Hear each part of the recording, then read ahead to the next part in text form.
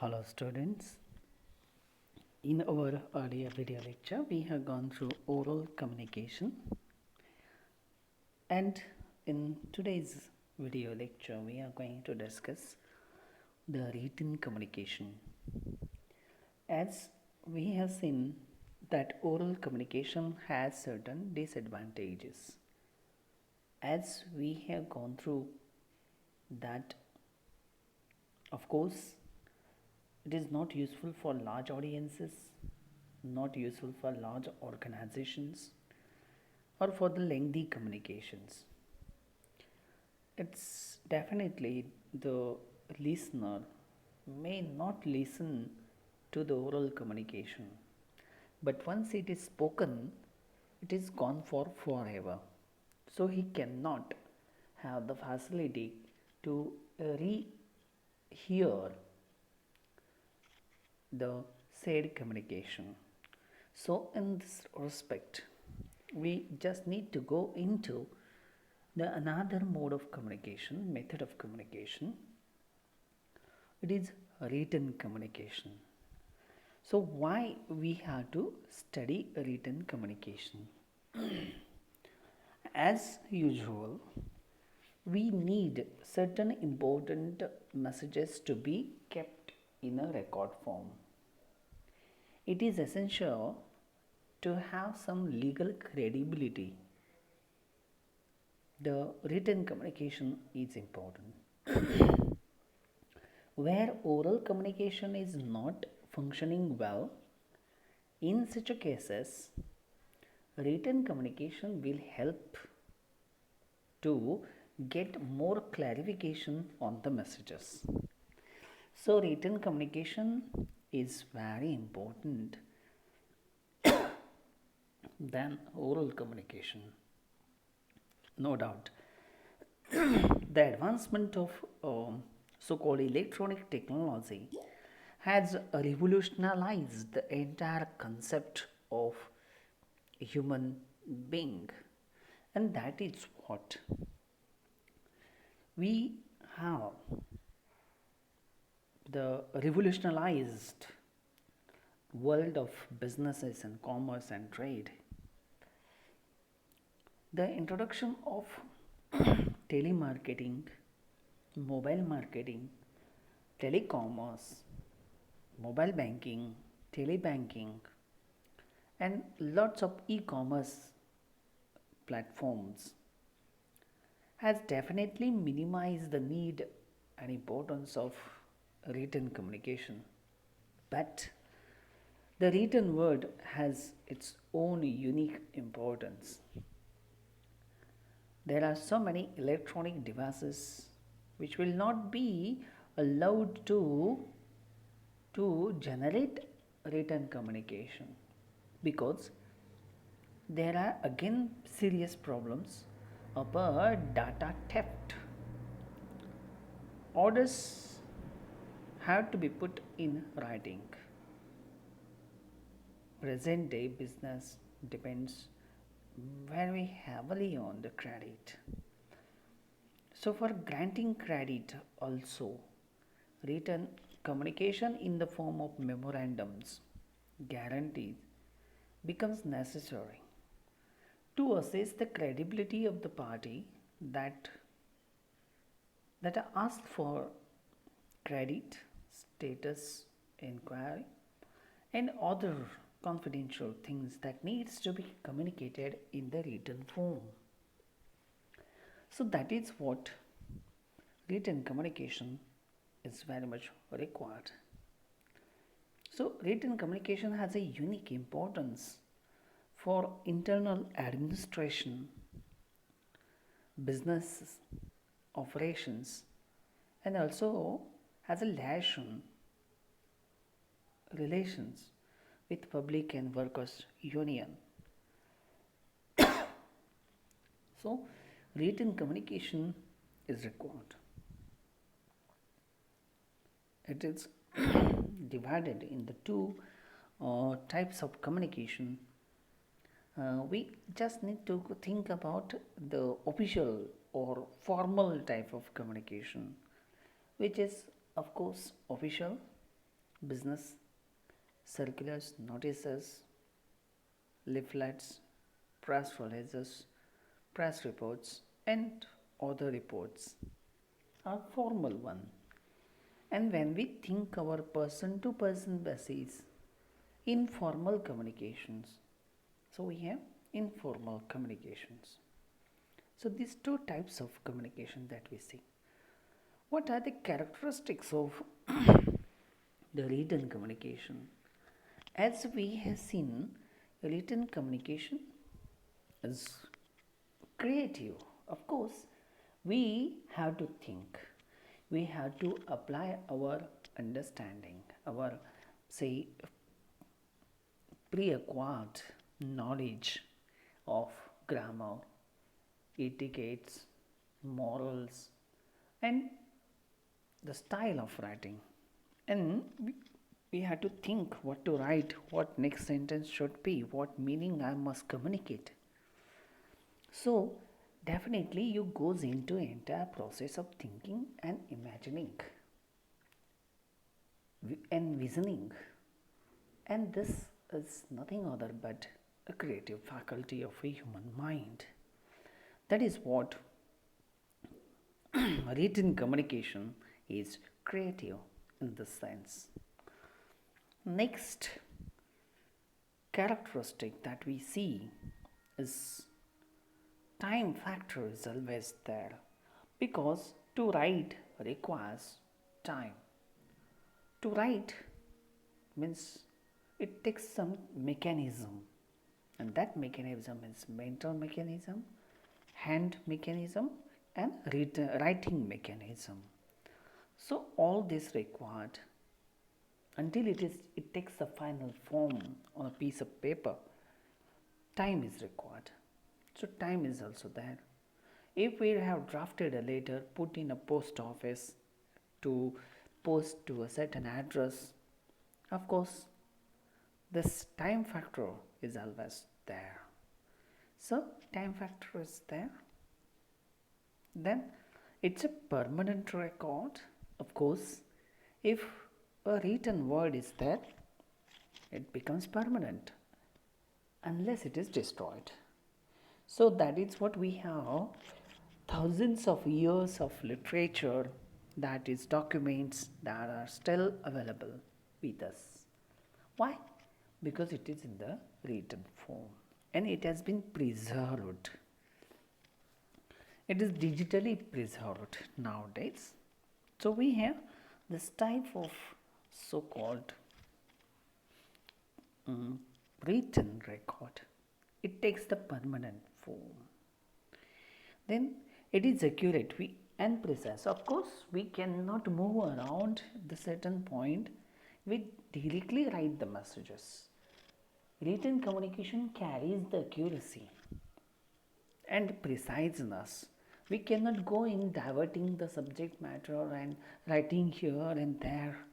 So no, we should be sticking to the central point, and that is why we must see that it is a permanent record, accurate and precise. Formal in nature, this is one of the advantage, because everything that needs to be okay when we a particular employee is scolded by his supervisor or higher authority, definitely if he is defaulting again and again, the higher authority may issue him that I will give you in the written form. So it's formal in nature. Written communication is formal in nature. It is as per rule, it is a permanent record. So there is the formal in nature that we see here. Then there is a clarity in understanding. See, the written communication, we have clarity in the communication. So what does this clarity stands for? The clarity stands for, see, it brings us the clarity. If we go through reading the written communication, we can easily identify the meaning, understand the meaning, we can guess what should be there. We can understand how the message, if we find it difficult, we can reread that matter again and again until it is fully understood. So that is what in technical things this we have discussed in the form of oral communication. Where oral communication is disadvantageous, it is an advantage of the written communication. So we can go again and again, reread, and until it is understood by the reader. And that is what we have, this type of communication that brings us the clarity in the understanding. That is what, for complex things, it should be read, it should be printed, it should be communicated in the written form.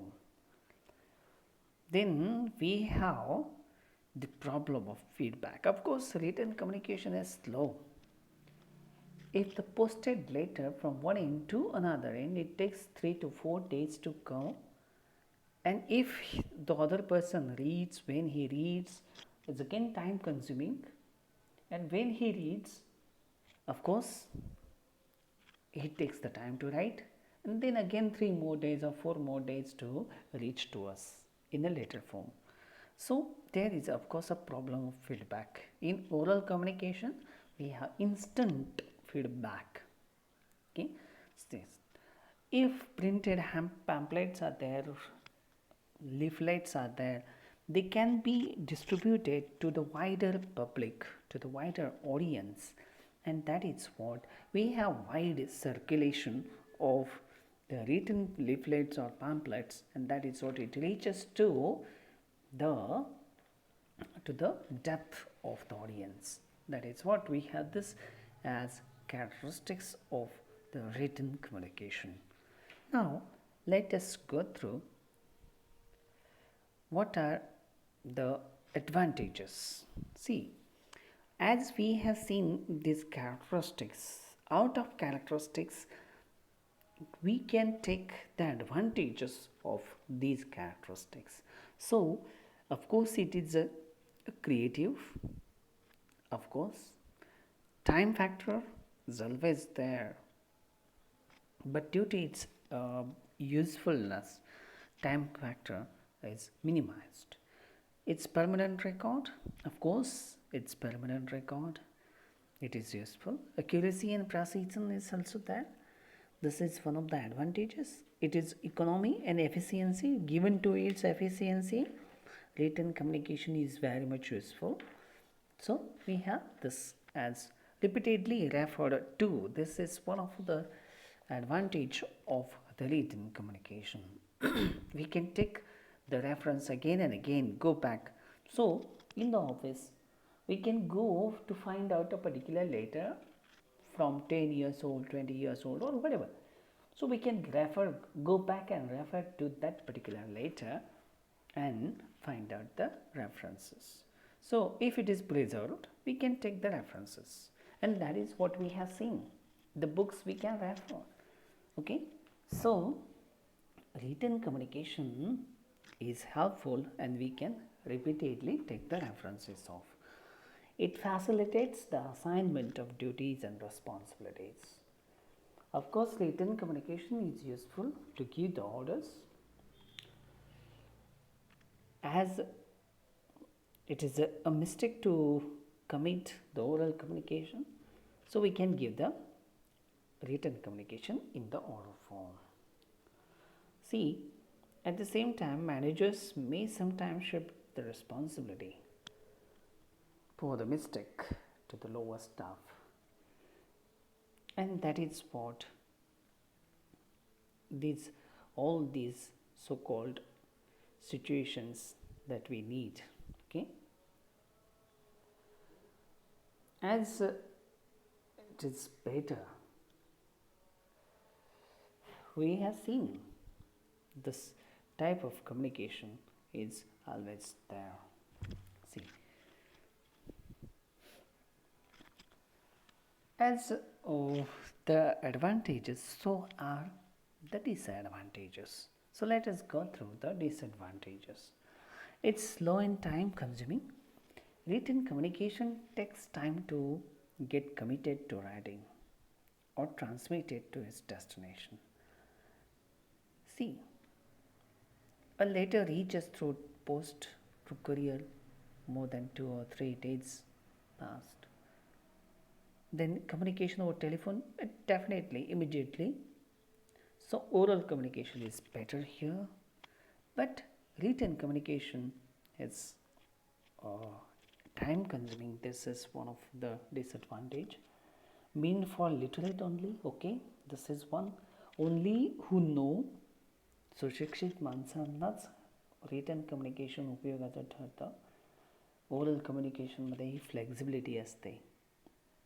अशिक्षित माणसंसुद्धा बोलून सांगू शकतात. It lacks confidentiality. Of course written communication cannot be confidential. Oral communication may be. So this is the drawback of this communication. Next is lacks confidentiality, of course. If it is misplaced, then it cannot be.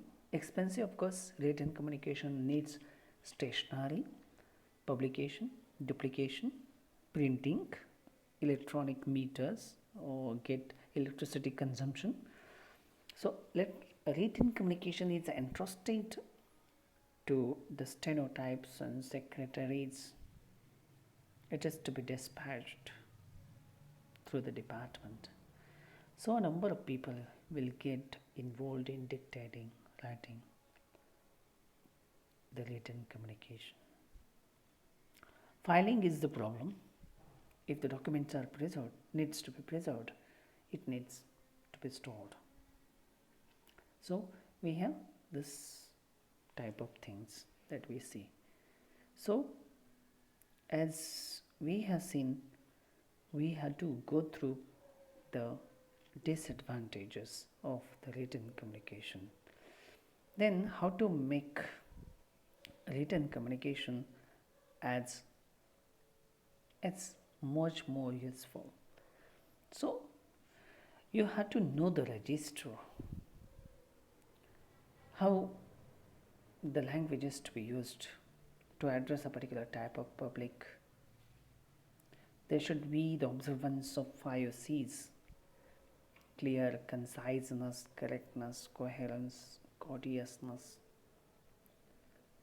So you should adopt the positive approach and write this with these 5 C's. There should be you attitude, and that needs to be observed here. So like this, we have this type of communication that we have studied here. So by understanding the you, by adopting the you attitude, we can also make written communication much more interesting, useful, and to the maximum extent we can use this in our communication process. Thank you.